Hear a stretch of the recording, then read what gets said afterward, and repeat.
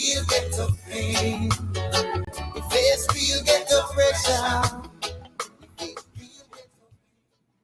50 minutes after the hour of 12 p.m., you're locked onto the Green First Song with a 99.9. And it's time we have a minute news coming to you with a kind compliment of Courts St. Vincent Limited.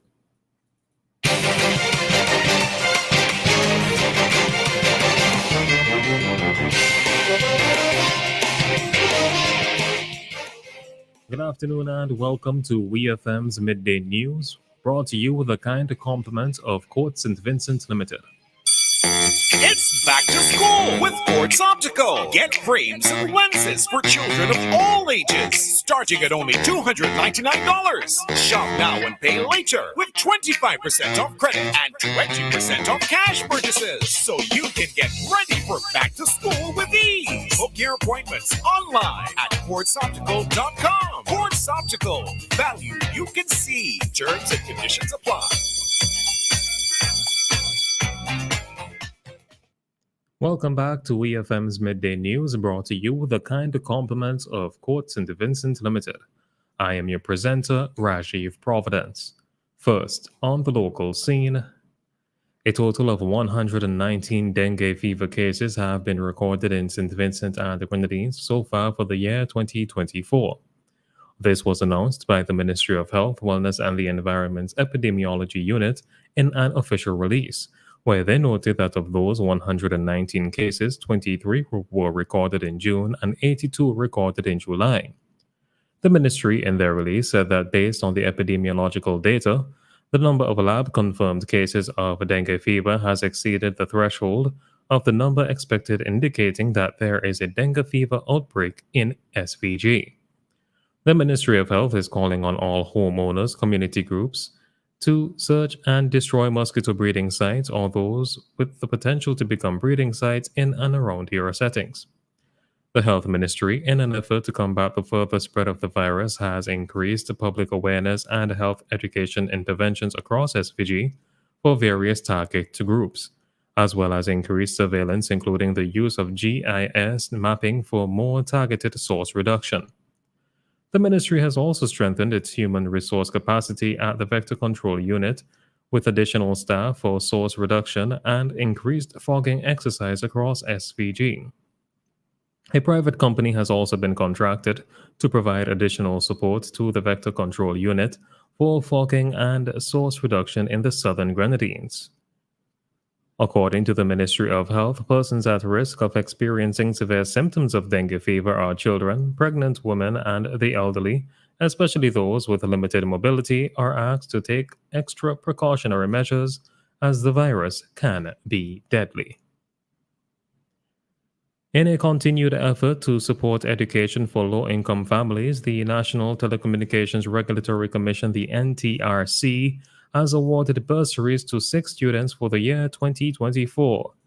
Since its inception in 2017, the NTRC's annual bursary program has aimed to provide financial assistance to primary and secondary school students in need.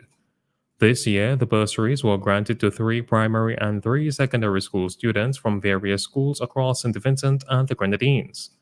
The recipients include students from the Beckway Seventh-day Adventist Secondary School, St. Vincent Girls High School, Barley Secondary School, Evesham Methodist School, Argyle RC School, and Dorchester Hill Government School. The selection process involved the principals from participating schools, who chose deserving students based on their needs and academic potential. Still on the local scene, on Wednesday, July 24th, 99 goats and 48 rabbits landed at Argyle International Airport as part of the World Bank-funded UBEC CERC-CRW SVG Food Insecurity Project. This delivery marks the first of 2 installments aimed at improving food security in St. Vincent and the Grenadines. The initiative represents a significant milestone in the project's goal to enhance food security in the region. Chief Veterinary Officer Dr. Kathy-Ann Hackshaw provided a breakdown of the breeds of the received animals and what the long-term plans are for them. We hear more from Dr. Hackshaw. We received 99 goats. Of the breeds of goats, we have the Saanen, the Anglo-Nubian, the Boer, and also the alpine. We received 48 rabbits, and we have, of course, the large white and Flemish giant within the mix. So the animals we received today, they would be the parent stock, of which we would breed and then distribute the offsprings, which would be purebred as well, to some satellite farmers and other farmers. The reason being is that Rabaco Farm is our sole supplier of pedigree animals, and we would like to have other farmers growing the same out there so persons can be able to purchase as well to put into our national herd the different breeds. That was Chief Veterinary Officer Dr. Kathy Ann Hackshaw. This is a result of the collaborative efforts between the Ministry of Agriculture, Forestry, Fisheries, Rural Transformation, Industry and Labor, and the Economic Planning Division of the Ministry of Finance, Economic Planning and Information Technology. The project's impact is expected to be sustained, benefiting both farmers and consumers across the country. The St. Vincent Electricity Services Limited (VINLEC) has welcomed 2 teams of linemen this month to bolster restoration efforts in the Southern Grenadines.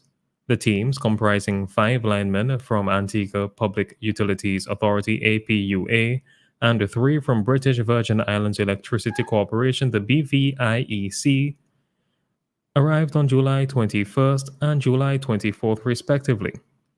Deployed primarily to Kanawan, these teams are working alongside local contractors and VINLEC linemen to repair the island's power infrastructure. As a result, power has been restored to Kanawan's central commercial area and critical facilities, including the police station, Coast Guard base, Kanawan Airport, and the health clinic. Efforts are also underway in Mairo and Union Island. While power stations in Mairo and Kanawan are operational, the Union Island plant remains out of service due to the extensive damage. Repairs are ongoing to provide a temporary electricity generation, with longer-term solutions being developed. VINLEC, in an official release, expressed appreciation for the community's patience and support during this recovery phase, noting that with the help of regional partners and local resilience, progress toward full restoration continues. On to news in the region. Prime Minister of Grenada Decon Mitchell defended his decision to dismiss Youth and Sports Minister Jonathan Lacrette, stating he had lost confidence in him. Prime Minister Mitchell advised the Governor-General to revoke Lacrette's appointments as a minister and a senator. He emphasized that the dismissal was based on trust and confidence issues, not personal animosity, and clarified that Lacrette remains a member of the ruling National Democratic Congress, the NDC. Mitchell appointed Education Minister David Andrew to temporarily handle Lacrette's responsibilities and indicated that his future role within the NDC could be reconsidered. Grenada's Prime Minister rejected suggestions that his decision was a mistake, framing it as a necessary adjustment in governance. Justice Anne-Marie Smith sentenced a 31-year-old Antiguan man to 12 years in prison on Wednesday for the rape of his 14-year-old second cousin.